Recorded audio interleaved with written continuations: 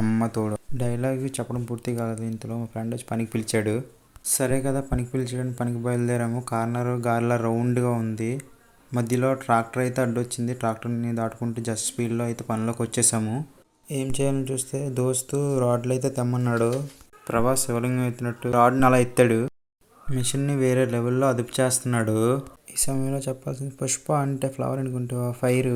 దోస్త్ కట్ చేసిన మొక్కలు ఈ చాక్లెట్ బైట్స్లో ఉన్నాయి. పనిముట్లు ఎక్కువ ఉన్నాయి మా దోస్త్ దగ్గర. ఇదేంటో మీరే గెస్ చేయండి.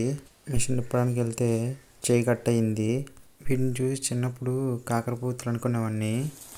నాకు చూస్తే ఒకటి అలా అనిపిస్తుంది. పొగ పీల్చడం ఆరోగ్యానికి హానికరం.